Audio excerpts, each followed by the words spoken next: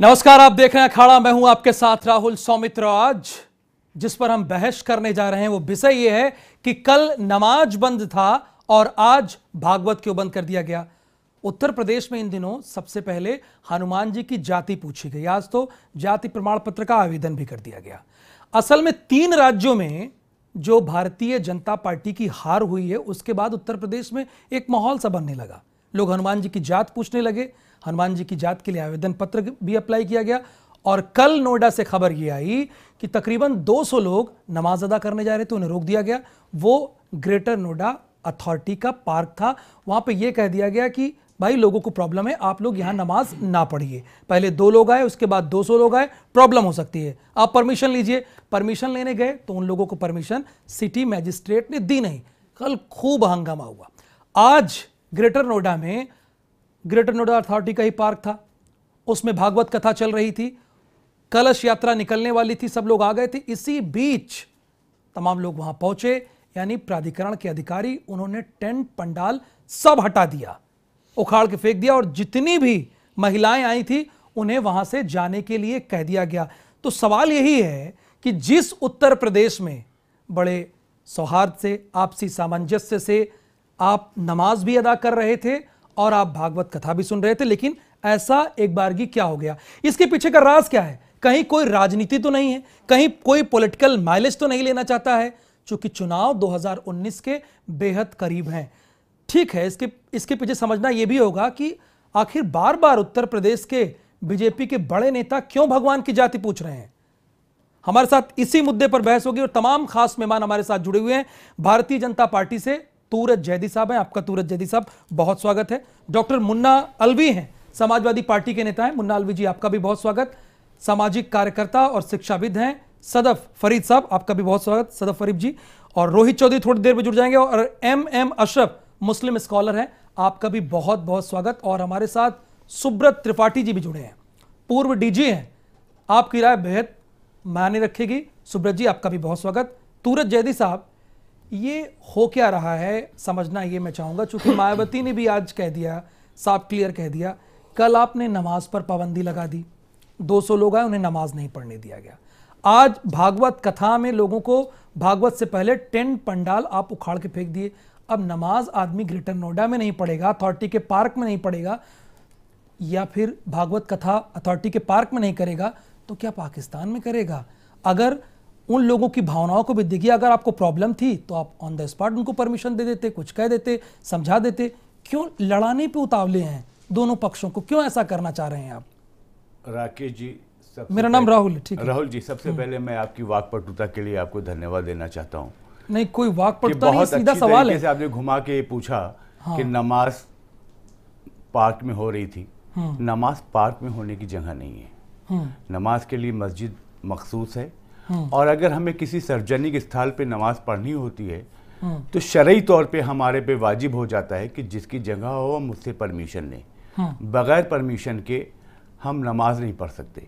जब अगर हमें पार्क में परमिशन नहीं मिली थी तो उसके लिए संवैधानिक तरीका ये है कि हम सिटी मजिस्ट्रेट को, जिला प्रशासनिक अधिकारी को हम प्रार्थना पत्र दें कि हमारे पास जगह नहीं है। अच्छा, हमें पढ़ने के लिए नमाज के लिए जगह दीजिए। अच्छा, 100 लोग नमाज अदा कर लेंगे तो लॉ एंड ऑर्डर बिगड़ जाएगा, भागवत कथा लोग सुन लेंगे, धर्म की बात करेंगे तो लॉ एंड ऑर्डर खराब हो जाएगा, यही आप कह रहे हैं तूरत जैदी साहब? अगर आप Bharatiya Janata party law and order बनाने की स्थिति में रखती है तो विरोधी दल उस पर भी हस्तक्षेप करते हैं, उनको उस पर भी एतराज नजर आता है। चूंकि भारतीय जनता पार्टी की एक नीति है। तो क्यों आपकी पार्टी ने क्यों एक्शन लिया? जिला प्रशासन को क्या निर्देश दिया? जिला प्रशासन से इस बारे में जांच मांगी जा रही है। जिला प्रशासन से पूछा जा रहा है कि किस स्थितियों में ये कार्रवाई हुई है।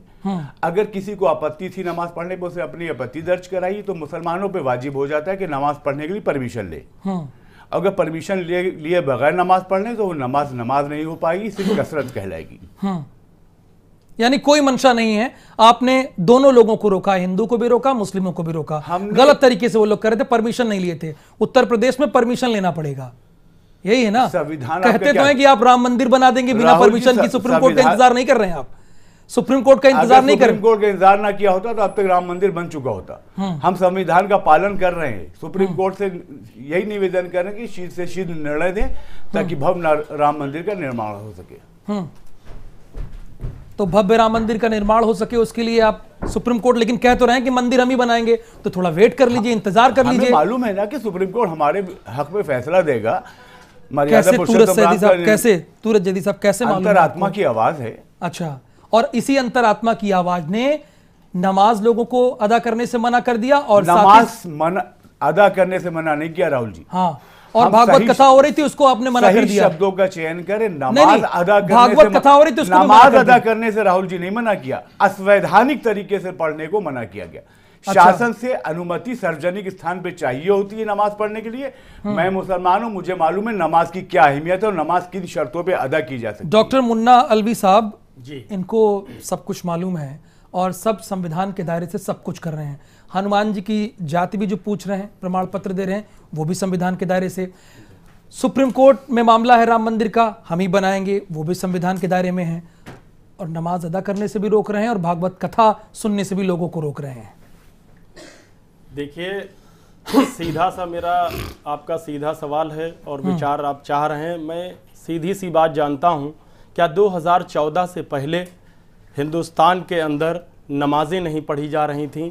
या हमारे बहुत सारे, देखा होगा आपके, तमाम ऐसी कलश यात्राएं निकलती हैं, कांवर यात्राएं निकलती हैं, बहुत सारे ऐसे धार्मिक कार्य हैं। मैं तो एक बहुत ही ग्रामीण क्षेत्र से हूं, वहां पर तो ज्यादातर जितने भी जागरण और भागवत 7 दिवसीय 9 दिवसीय होते हैं। और नहीं तो क्या आपकी सरकार में भी ऐसा हो रहा था कि लोगों को आप नमाज पढ़ने से रोकते थे और साथ ही साथ आप भागवत कथा सुनने से रोकते थे आप लोगों को? नहीं, ये हिंदुस्तान के इतिहास में जो आपने पहले जो बयान दिया है, मैं उससे पूरी तरीके से इत्तेफाक रखता हूं कि आपने कहा था क्या ये पॉलिटिकल माइलेज के लिए किया जा रहा है, तो मैं निश्चित तौर पे आपको बता देना चाहता हूं कि भारतीय जनता पार्टी जिसको संवैधानिक ढाल पहनाने, संविधान के सबसे बड़े विरोधी भारतीय जनता पार्टी है। तो इनका फायदा क्या होगा? कैसे माइलेज मिलेगा? ये तो दोनों को लड़ा रहे हैं, ये तो कहेंगे भैया हम तो हिंदू को भी रोके, हम तो मुस्लिमों को भी रोके। इनका फायदा क्या, कहां से हो रहा है? जी, मैं आपको बताना चाहता हूं कि जिस लॉ एंड ऑर्डर की आड़ में ये एक सोची समझी रणनीति के तहत किया गया है, मैं वहीं पर एक प्रश्न खड़ा करना चाहता हूं कि अभी चंद दिनों पहले जहां पर 1 करोड़ से ज्यादा हमारे अकलियती भाइयों ने बहुत ही सादगी के साथ नमाज पढ़ी, अदा की और संवैधानिक तरीके से इजाजत लेके नमाज पढ़ी। आपको पता होगा इतना बड़ा इज्तिमा हुआ, क्या कोई घटना वहां दुर्घटना आपने पाई? नहीं। लेकिन बहुत अच्छी बात कही कि संवैधानिक तरीके से नमाज पढ़ी, 100 से 200 लोग सिर्फ आज वहां पर नमाज अदा करते हैं नोएडा में, जहां के आप अगर देखेंगे अगर वहां का परिवेश, तो वहां के जो फैक्ट्री में मजदूर हैं जो काम करते हैं, जहां दूरी तक कहीं कोई जो है रिहायशी इलाका नहीं है, इस वजह से उन्हें मजबूरन वहां पर नमाज अदा करनी पड़ रही है। और ऐसी हालत में जहां संवेदनशील होनी चाहिए थी सरकार, उसको चाहिए था कि अगर नमाज में वाकई खलल आपको लगता है तो नमाज जहां पर करोड़ों लोग पढ़ रहे हैं वहां पर नहीं हुआ, तो फिर यहां पर एक छोटी सी संख्या अगर 200-400 लोग नमाज पढ़ ले रहे थे, तो इसमें मुझे लगता यानी आप ये कह रहे हैं, आप ये नहीं, ठीक है आ रहे हैं तुरंत साहब। रोहित जी, आपको अच्छा लगता है कि लोग भागवत कथा सुनने जा रहे हो, कलश यात्रा निकलनी जा रही हो और उसके बाद टेंट उखाड़ दिया गया हो और वहां से उन लोगों को हटा दिया गया हो?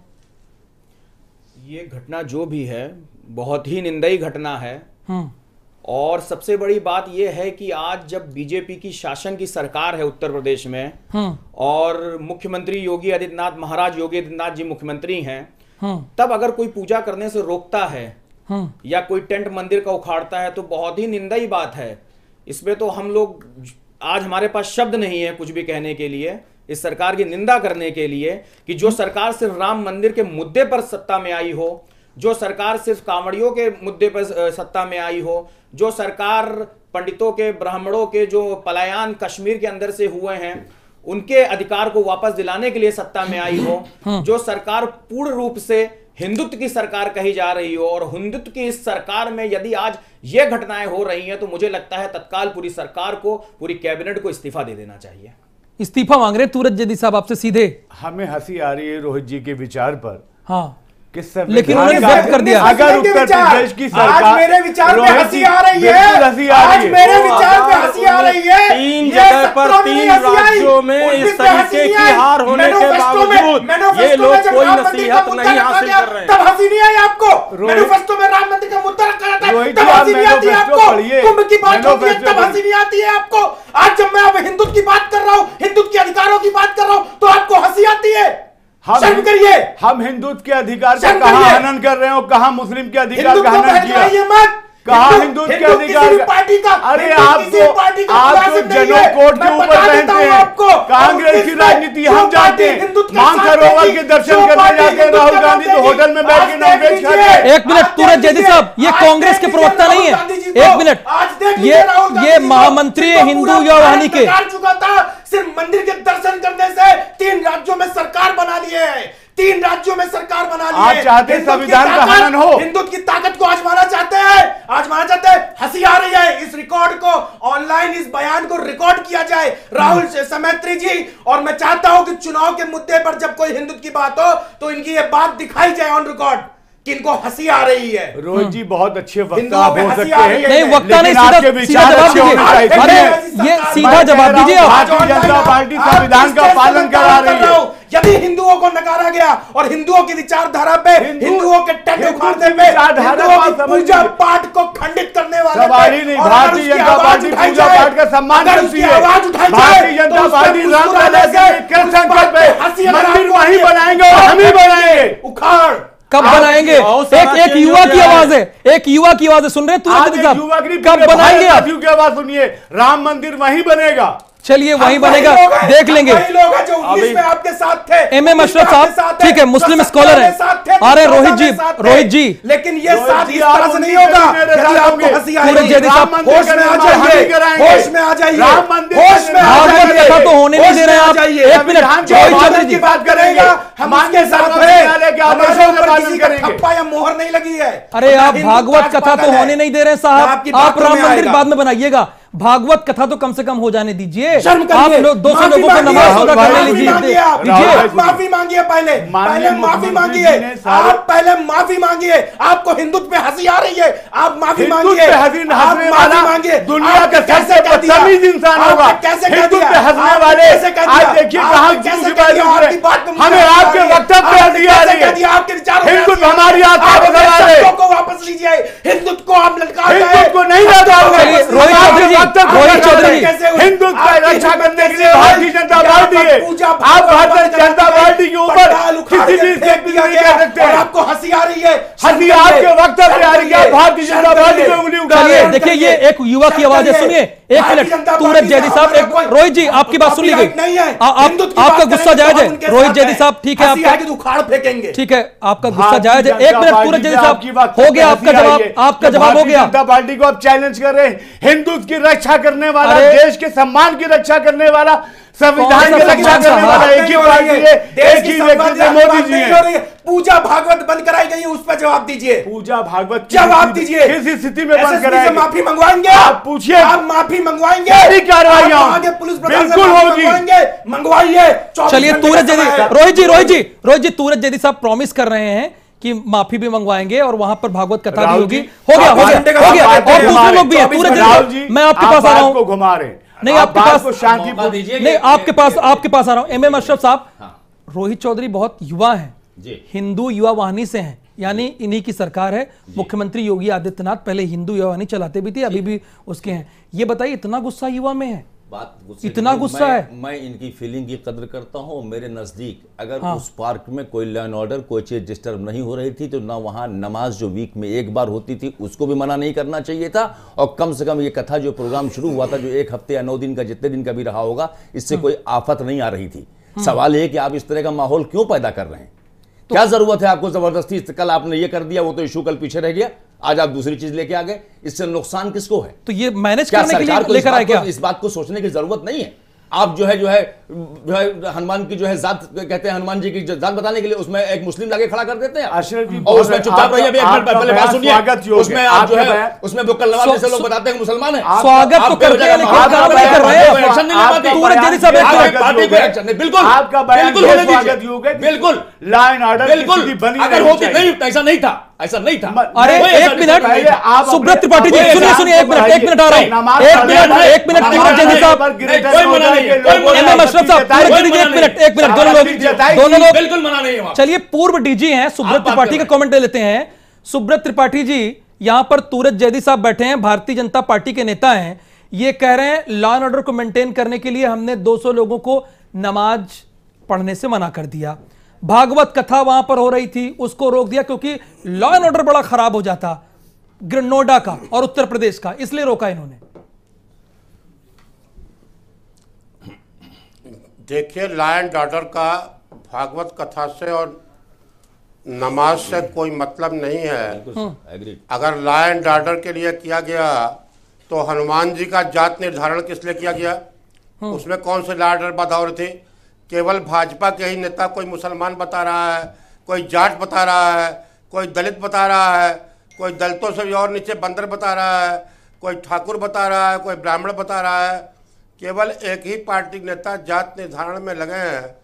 प्रश्न यह है कि कुछ न कुछ बवाल होना चाहिए, वरना जो भी होती है व्यवस्था, आखिर लॉ एंड ऑर्डर को मेंटेन करना प्रशासन काम है, प्रशासन व्यवस्था कर लेता है।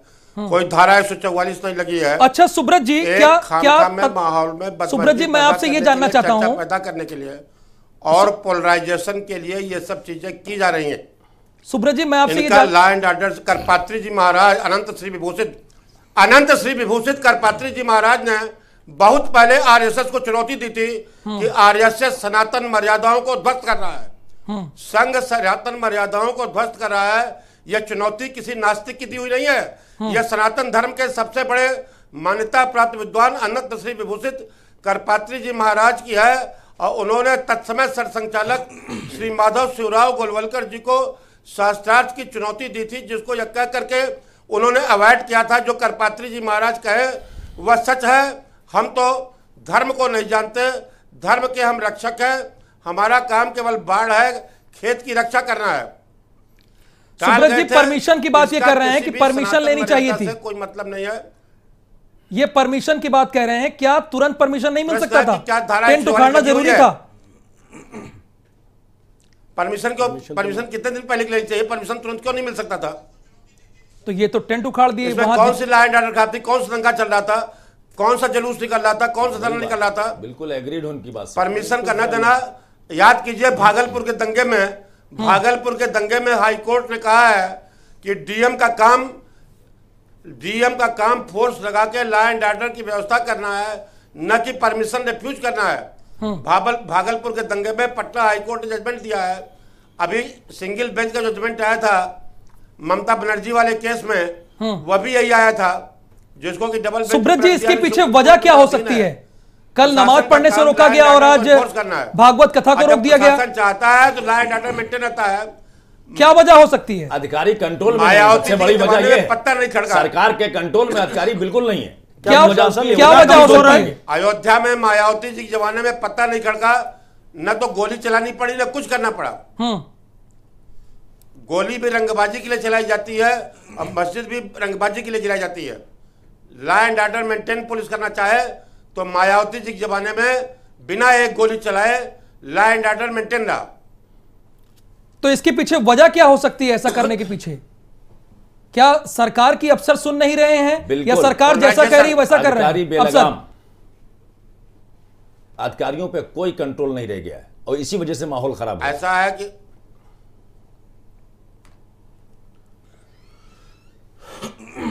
सुब्रत जी आप ही से सवाल है। हेलो, हाँ आप ही से सवाल है। किससे? मैं आप ही से सवाल कर रहा हूं। सरकार की अफसर न सुने या संभव है?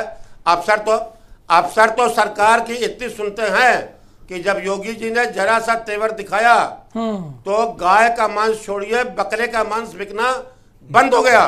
बिना किसी कानून के, बिना किसी आदेश के, बिना किसी लिखा पढ़ी के आदेश के, शासनादेश के, सारे बूचड़खाना मुर्गी तक कटना, बकरा तक कटना बंद हो गया। जब योगी जी टेक ओवर किए थे, प्रशासन की औकात नहीं है कि वह शासन का आदेश न माने और शासन की जो मंशा होती है वही डीएम एसपी करते हैं। एक माहौल को खराब करने के लिए, पोलराइजेशन करने के लिए, धर्म को चर्चा में बनाए रखने के लिए, ठीक है, धर्म को चर्चा में लाने के लिए और माहौल बनाने के लिए सुब्रत जी कह रहे हैं। सदर फरीद जी, आप तो शिक्षाविद भी हैं, मैं आपसे समझना चाहता हूं। ठीक है सुब्रत जी, मैं आपके पास आऊंगा, मैं वापस आ रहा हूं। सुब्रत जी, भागवत भी हो, नमाज भी हो, दोनों चीजें होनी चाहिए। सदर जी, आप तो शिक्षाविद भी हैं, आप देख रहे हैं रोहित कितने गुस्से में है यहाँ पर, वो बात रख रहे हैं मेंटेन कर सके उसको क्या वाकई ये जो सब कुछ हो रहा है वो माहौल बनाने के लिए हो रहा है या परमिशन ले जानी चाहिए थी? अगर परमिशन लेनी चाहिए तो पहले से आप बताते, नोटिस देते कि भैया आप लोग यहाँ नमाज पढ़ रहे हैं, ऐसा है आज पढ़ लीजिए, कल भी पढ़ लीजिए, अगले शुक्रवार को भी पढ़ लीजिए, आप भागवत कथा भी कर लीजिए, लेकिन आगे से ये प्रोसीजर है कि आपको यहाँ परमिशन लेनी पड़ेगी। सही कह रहे हैं आप। अब नमाज हो या भागवत हो, जागरण हो, ये सारी चीज़ें हज़ारों सालों से हमारी कंट्री में होती चली आई हैं और बहुत सुकून के साथ होती हैं। जब नवरात्रि आती है 9 दिन जागरण होता है, कहीं कोई हंगामा नहीं होता, सड़कें भी बंद होती हैं, इनफैक्ट रोड में, गलियों में, सभी जगह होता है, कभी कोई हंगामा नहीं होता, सुकून से 9 दिन बीत जाते हैं, फिर से लाइफ अपने उसी रूटीन पर आ जाती है। वैसे ही नमाज भी बहुत सारी जगहों पे मस्जिदों में जगह नहीं होती, उस वजह से सड़क पर नमाज पढ़ानी पड़ती है। ईद की नमाज भी सड़कों पर हो जाती है और जुमे की नमाज अगर आसपास मस्जिद नहीं है तो ये लोग पार्क में या दूसरी जगहों पे पढ़ लेते हैं, वो भी बहुत सुकून से सालों से होता चला आया। इस वक्त अगर आप लॉ एंड ऑर्डर मेंटेन करने के लिए नमाज रोक रहे हैं या जागरण रोक रहे हैं, भागवत रोक रहे हैं, वो तरीका सही नहीं लगता। सरकार तो अच्छी वो होती है कि आप इंसान को उसका रिलीजन फॉलो करने दीजिए और फॉलो करते करते लॉ एंड ऑर्डर मेंटेन करिए। और दूसरी चीज मैं ये कहना चाहूंगी, कल आपने नमाज रोकी, आज आपने भागवत रोका, इसको आप ऐसे भी देख सकते हैं कहीं ना कहीं बीजेपी को ये जो 3 राज्यों में उनकी सरकार नहीं आई है, उसके बाद कहीं ना कहीं शायद उनके दिल में एक ये फीलिंग आई हो कि अगर हम सिर्फ मुस्लिम्स पर ही इस वक्त बहुत ज्यादा टाइट हो जाएंगे तो वो हमारे लिए एक ये माइनस पॉइंट हो जाएगा। तो दोनों को लेकर के अगर हम चलते हैं तो कहीं ना कहीं एक सेकुलर सी इमेज हम अपनी क्रिएट कर सकते हैं। शायद वो एक सेकुलर इमेज क्रिएट करने के लिए ऐसा करना चाह रहे हैं या फिर दिलों में ये फीलिंग क्रिएट करना चाहते हैं कि हम कॉन्स्टिट्यूशन के दायरे में किसी को नहीं आने देना चाहते, एक रिलीजन पर माहौल बनाने के लिए आप सब कुछ कह रहे हैं, देख रहे हैं आप सब कर सकते हैं। माहौल बनाने के लिए 2019 के पहले ये कर रहे हैं, जो 3 राज्यों में आपकी हार हुई है, ये मैं नहीं कह रहा हूँ, यहाँ जो एक्सपर्ट हैं वो कह रहे हैं कि वो लोग ध्यान ना दें, इसमें उलझे रहें, उलझाना चाहते हैं। अब कल को दुर्गा पूजा भी होगी, गली गली में दुर्गा जी की प्रतिमा रखती है, आप कहेंगे परमिशन चाहिए, ऐसा कहने वाले हैं क्या? और जैसे अभी एक चीज मैं ऐड करूंगी कि जैसे अभी जैदी साहब ने कहा कि मंदिर हम बनाएंगे और हम संविधान के दायरे में रहकर ही बनाएंगे, तो जब संविधान के दायरे में बोलिए भी, तब आप संविधान कहाँ क्यों भूल गए थे? तब आप संविधान के दायरे में रह करके मस्जिद आपने क्यों नहीं गिराई?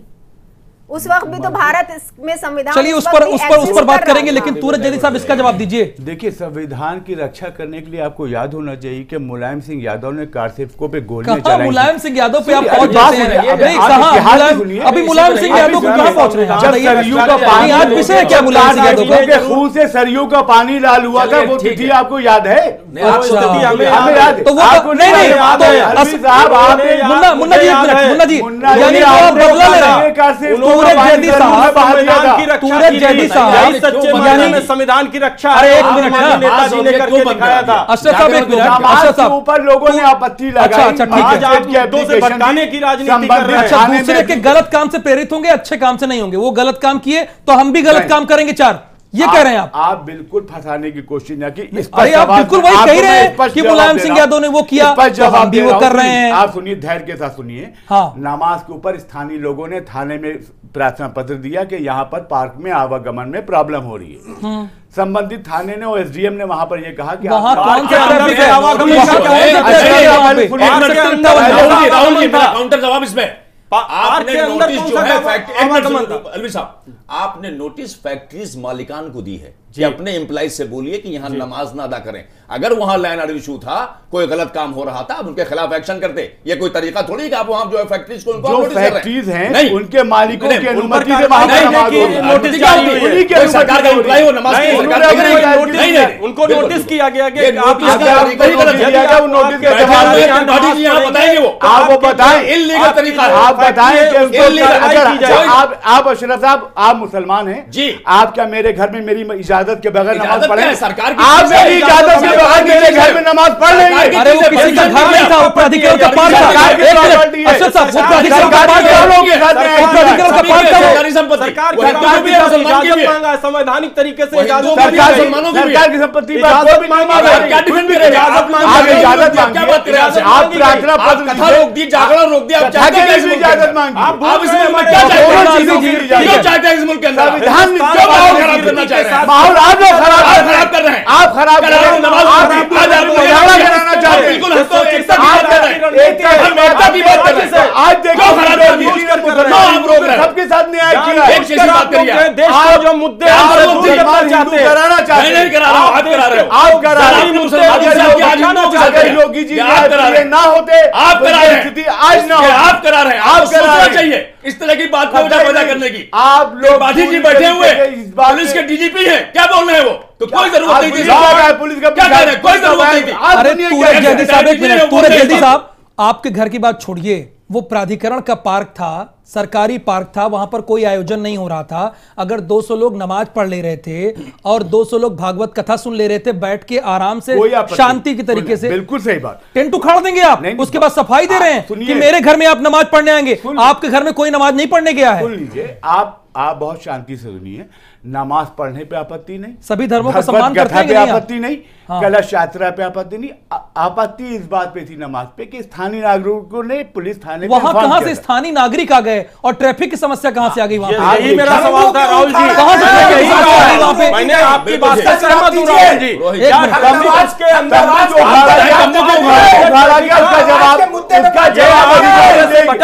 क्यों उखाड़ा गया, भागवत क्यों रोकी गई, जवाब दीजिए। मैं भी कह रहा हूँ भागवत नहीं रोकनी चाहिए, मैं भी कह तंबू नहीं खोलना चाहिए। इस्तीफा दीजिए। शासन ये भी फिर शासन से इजाजत लेके करो, फिर शासन से इजाजत लेके करो, फिर शासन से राजनीति बंद कीजिए। नमाज पढ़ने के लिए संवैधानिक इजाजत लेना चाहिए, वैसे ही भगवत कथा के लिए भी इजाजत लेनी चाहिए। एमएम अशरफ साहब ये मान रहे हैं गलती हो गई, सूरज जैदी साहब मान रहे हैं।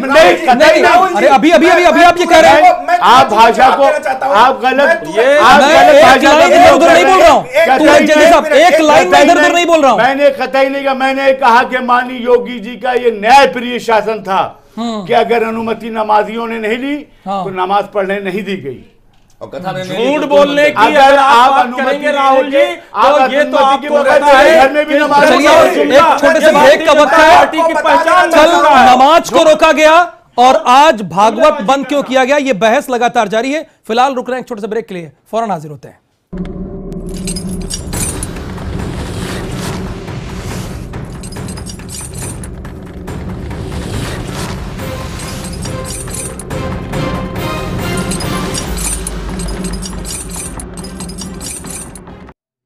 तो ब्रेक के बाद आप सभी दर्शकों का बहुत स्वागत है। कल नमाज को रोका गया और आज भागवत कथा को रोका गया।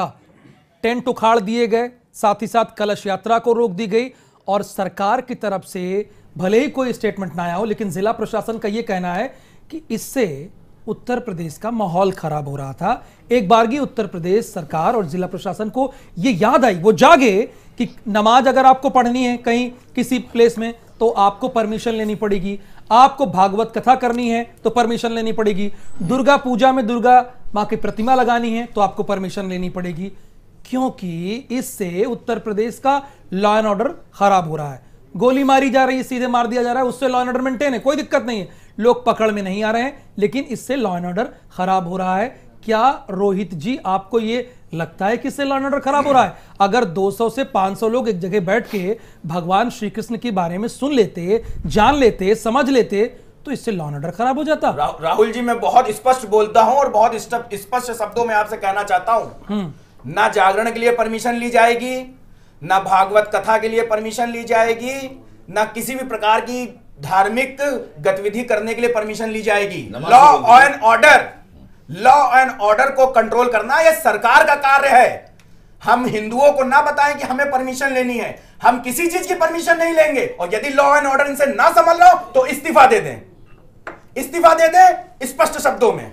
एमएम अशरफ साहब ये तो बहुत क्लियर कह दिए कि हम तो परमिशन नहीं लेंगे, जागरण के लिए भी नहीं लेंगे, ना भागवत कथा के लिए लेंगे परमिशन। देखिए, अब ठीक है, रोहित जी का अपना तरीका है, उनका अपना अंदाज है, एग्रेसिव है, अपनी बात रख रहे हैं अपने अंदाज में। मैं तो नहीं कहूंगा कि ऐसा ना हो, लेकिन मेरा कहना है कि परमिशन दीजिए आप। अगर आपको लगता है कि परमिशन पे ही वहां होना चाहिए तो लेने दीजिए। अच्छा, नमाज के लिए परमिशन तो आपके हाथ में है भाई। 10 मिनट में दे दीजिए, 1 हफ्ते के बाद दे दीजिए, 2 दिन के बाद दे दीजिए, क्या फर्क पड़ता है? अगर वहां वो ऐसा एरिया है जहां पे फैक्ट्रीज हैं, वहां जगह असाइड नहीं है, वहां पे कोई जैसी जगह नहीं है और पार्क में लोग यूज कर ले रहे हैं, तो आज पहली बार कर रहे हैं क्या? ये तो सदियों से होता चला है। हमारे यहाँ तो कल्चर ऐसा है, सड़क पे शादियां हो जाती हैं, किसी को मना कर पाते हैं क्या? नहीं, बिल्कुल। और सवाल इस बात का, कितनी परमिशन होती है? आप अल्लाह की सड़क बंद कर दिया, वहां जो शादी कर दी, सवाल इस बात का है, लेकिन हो गया ये सरकार अभी समझ नहीं पा रही है। अब आप देखें ना, बुक्कल जवाब नवाब जैसे लोगों से ये कहलवा दिया जाता है हनुमान जी मुसलमान थे, किस बात के लिए कहलवा दिया? डॉक्टर मुन्ना माहौल को खराब करने के, ये मुसलमान जोड़ने वाली बात बुला है। दिया आपने, मुझे मदद हो रही है। हनुमान जी भी रो रहे हैं, बीजेपी ये बात समझ नहीं पा रही है। अब ये तो अरे तुरंत ऐसे जल्दी लोगों साफ को करवा रहे हैं, पार्टी से निकाल देना इनकी चाहिए, पार्टी करवा रही है सब कुछ। जी राहुल जी, जो माहौल खराब नहीं कर आ रहा रहा है मुल्क का। मुन्ना अलवी जी, इसके पीछे क्या वजह हो सकती है, मैं आपसे समझना चाह रहा हूं। क्या वाकई स्थिति को नियंत्रण में करने के लिए लोग कर रहे हैं, या कुछ है जो फायदा उठाना चाह रहे हैं कुछ लोग? जी बिल्कुल राहुल जी, मैं ये बताना चाहूँगा कि अगर अपने जो हमारे राष्ट्र की जो खूबसूरती है, जो हमारे नेशन की, उसके बारे में एक इंग्लिश सेंटेंस भी आता है, द नेशन ऑफ डाइवर्सिटी। यहाँ पर विविधताओं का देश है हमारा हिंदुस्तान। ये मुल्क जितना सभी धर्मों का जो है सम्मान करना सिखाता है। हमारे शुरुआत से चाहे नैतिक शिक्षा रही हो, जो भी रही हो, या हम माशरे में या समाज में जहां बैठते हैं उठते हैं, हमें यही सिखाया गया एक दूसरे के सम्मान करना। लेकिन जब से भारतीय जनता पार्टी यहां पर काबिज हुई है उत्तर प्रदेश में और आपके केंद्र में, आप देखते होंगे ऐसे ऐसे मुद्दे जो कभी शायद आप तो डिबेटर इतने बहुत सारी डिबेट्स की होंगी, शायद आप बता भी नहीं सकते कि कभी हनुमान जी की भी जाति पर भी कोई प्रसंग आएगा। शायद ऐसा सपनों में भी हम लोगों ने नहीं सोचा था। लेकिन ये लोग चूंकि आज बेरोजगार पूछना चाहता है कि 2 करोड़ लोगों को रोजगार मिलना चाहिए था प्रतिवर्ष, उसका जवाब लेने के लिए खड़ी हुई है जनता। अच्छा, और इस सवाल का जवाब न देना पड़े इसलिए ऐसा किया जा रहा है क्या? ये बिल्कुल पूरी तरीके से डाइवर्जन चाहते हैं, जो देश का किसानों का मुद्दा है। आज किसान जिसकी दोगुनी आय करने का वायदा किया था, आज उसके डीएपी और खाद की कितनी महंगाई हो गई, सब कुछ चर्चा के लिए आप क्यों करते कितनी हो गई? जब आप काम कर रहे हैं उज्ज्वला गैस योजना के तहत, सौभाग्य योजना के तहत, तो चर्चा में बने रहना इतना क्या जरूरी है भाई? काम करिए ना, काम जो बोल तो रहे हैं मुन्ना जी की, आप जो रोजगार का कमिटमेंट किए थे वो पूरा कर देते, इससे बेहतर रहता। आप बताते कि हम लोगों ने इतने लोगों को रोजगार दे दिया। मुन्ना अलवी साहब इस वक्त बहुत ज्यादा व्यथित हैं, क्योंकि समाजवादी का अस्तित्व जो है उत्तर प्रदेश से नकारा जा चुका है। मैं बिल्कुल व्यथित नहीं हूँ, मैं बिल्कुल नकारा जा चुका है। जो अपना घर ना बचा पाया, चाचा अलग, भाई अलग, बाप अलग, बेटा अलग, बहू अलग, जो एक अच्छा, तो परिवार ना कर पाया हो, ये लोकतंत्र सभी के होना चाहिए। बात करने वाले यही लोकतंत्र की खूबसूरती है। और इस लोकतंत्र के जरिए कोई भी आप अपनी असफलताओं का नहीं फोड़ सकते।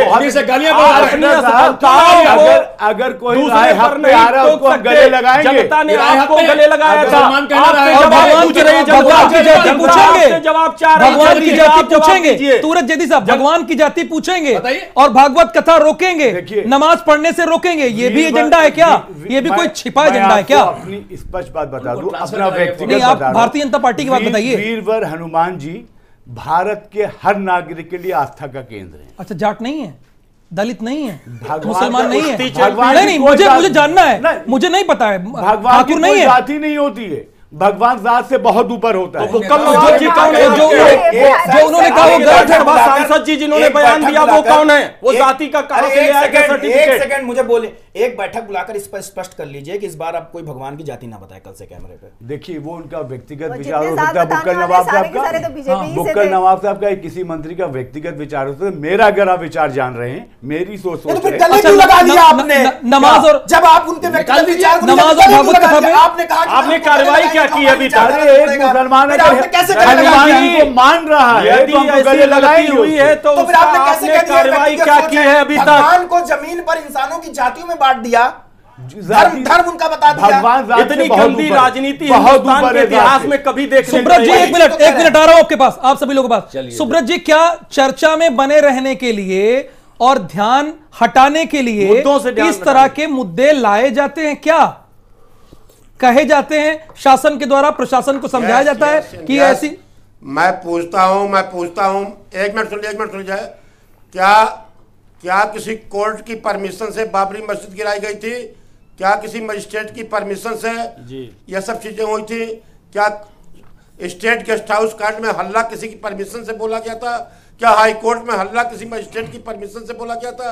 जब भी सरकार, चाहे भाजपा की हो, चाहे कांग्रेस की हो, चाहे सपा को, बसपा को, जो चाहती है शासन प्रशासन वही करता है।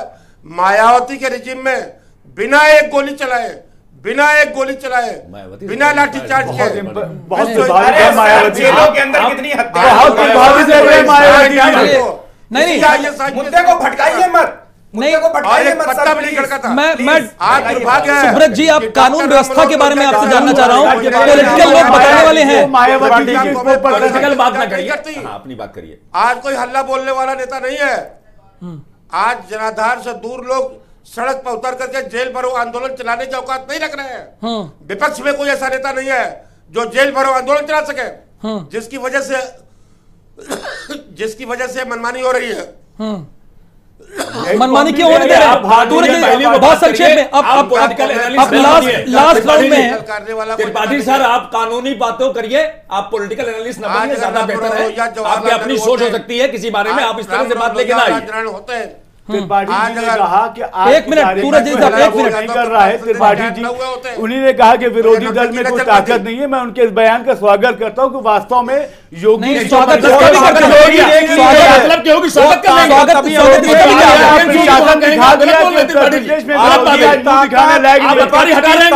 आपने देख ली है, महाराष्ट्र में देखी, राजस्थान में छत्तीसगढ़ में आपने देख ली, पंडाल गिराने की परमिशन ली, क्या सजा दे रहे हैं? बर्खास्त करेंगे? स्पष्ट करिए। सूरज जैदी साहब, बड़ा सीधा सा सवाल है, बड़ा सीधा सा प्रश्न है। जिन्होंने पंडाल गिराने का जिन्होंने नमाज भी पढ़ क्या उसको बर्खास्त किया जाएगा? सूरज जैदी साहब, इस पर क्या रिएक्शन है आपका? रोहित चौधरी जी, आपकी बात सुन ली गई। अब बहुत अच्छी बात की। क्या सबरीमाला में प्रवेश को परमिशन लेकर रोका जा रहा है? सबरीमाला बोलिए जैदी साहब। राहुल जी, आपने बहुत अच्छा विचार किया है। नहीं, अच्छे विचार नहीं सुनने के आप लिए। मेरी बात सुन ले। अच्छा, मतलब नमाज को रोक देना और भागवत कथा को बंद कर देना, ये सब अच्छे विचार आपके ऑफिसर ने सही किया, ये मुझे बताइए। नहीं, ऑफिसर ने जो किया है गलत किया। फिर मैं बात कर रहा हूं, आप मुझे गलत शब्दों का आप बोलिए, मौका है। उसने अपने दायित्व का पालन किया है। क्या उसने अपने दायित्व का पालन किया, लेकिन माननीय योगी जी इस बारे में निष्पक्ष तौर पर जांच कराएंगे कि क्यों किया ऐसा। मुन्ना अलवी साहब, धर्म का पालन किया। एक मिनट, हो गया, धर्म का पालन किया। मुन्ना अलवी साहब, धर्म का पालन किया, कानून व्यवस्था का पालन किया उन्होंने। कैसा धर्म? क्या धर्म ये कहता है? हर जगह हर धर्म, सनातन धर्म में मैं चैलेंज के साथ कहता हूं, मैं अपने हिंदू भाइयों के साथ रहता हूं, वहां पर सर्वधर्म संभाव की हमें पाठ पढ़ाया जाता है। ये कौन सा पाठ पढ़ के चले आए हैं? ये कहां से, ये लोग कौन सी शाखा के ये शिक्षार्थी हैं? इनसे हम जवाब चाहते हैं। ये जवाब दें कि सर्वधर्म संभाव राजनीति में कभी भी शिखर पे जाया जाता है, कभी भी कोई नीचे आ सकता है, लेकिन ये पूरा देश, ये पूरा हमारा उत्तर प्रदेश राज्य, एक जो है, जो देश का जो प्रधानमंत्री उसका परिवार होता है, और उत्तर प्रदेश का जो मुखिया है, अगर हम उसकी बात करें तो उसका भी ये पूरा उत्तर प्रदेश के सभी धर्म के अनुयायी, सबका सम्मान। सदफ फरीद जी, हो गया। सदफ फरीद जी होनी चाहिए। हो गया। सूरज जी, माहौल खराब मत कीजिए, माहौल खराब मत कीजिए। आप बताइए कि आप क्यों रोके? आपके पास जवाब नहीं तो चुप रहिए। क्या कह रहे हैं आप? आपके पास जब जवाब नहीं है, अलवी साहब के सवाल का जवाब दे रहा हूं। नहीं, अलवी साहब का जवाब नहीं चाहिए मुझे। क्यों उन्होंने कहा मुख्यमंत्री क्या होता है? परिवार का मुखिया है, तभी वो एक मिनट, बारी से सदफ फरीद जी, मैं आ रहा हूं। सदफ फरीद जी, आप संविधान का अलवी साहब प्लीज, अलवी साहब, सदफ फरीद जी, संक्षेप में कमेंट आपका। देखिए, सीधी सी बात है, बीजेपी में एक चीज जो फील होती है वो ये, it's the party which is open for sycophants. जैसे बुक्कल नवाब है, उन्होंने हनुमान जी को मुसलमान बना दिया एकदम से। किस लिए बनाया? कि भाई थोड़ा सा चापलूसी करने पर थोड़ा बेनिफिट मिल जाता है। तो अभी जैसे सर ने खुद कहा, जैदी साहब ने, कि भगवान जो होता है वो जात से ऊपर होता है। उसके रोहित चौधरी, संक्षेप में 30 सेकंड। रोहित चौधरी, देखिए, मैं इतना कहना चाहता हूं, सरकार ने अगर नमाज पढ़ने पे रोक लगाया है, तो अगर मंदिर की पूजा पाठ के लिए रोक लगाया है बिना परमिशन के, तो इससे एक बात तो साफ पता चलती है कि सरकार निष्पक्ष है, किसी एक पक्ष की बात नहीं कर रहा है। लेकिन मुद्दा यहां पर यह है कि जिस अफसर ने इस गंदी तरीके से उस पंडाल को गिराया, वहां की हजारों हिंदुओं की आस्था को ठेस पहुंचाते हुए उन्हें खदेड़ा, उन्हें सजा दे, है कि उन्हें बर्खास्त कंटिन्यू करते रहना देना चाहिए। किसी जरूरत नहीं, परमिशन आप दीजिए, जो हो रहा है उसको होने दीजिए। बहुत बहुत शुक्रिया आप सभी का, सूरज जैदी साहब आपका, डॉक्टर मुन्ना अलवी साहब आपका, और एमएम अशरफ आपका, सदफ फरीद साहब आपका, रोहित चौधरी आपका, और सुब्रत त्रिपाठी जी आपका भी बहुत बहुत शुक्रिया। लेकिन जो माहौल गया है उत्तर प्रदेश की जनता में, आपने देखा इस डिबेट में किस तरह से तमाम एक्सपर्ट्स यही सवाल उठा रहे हैं कि जरूरत इसकी बिल्कुल नहीं थी, लेकिन माहौल बनाने के लिए ऐसा किया गया है। बहुत शुक्रिया, धन्यवाद।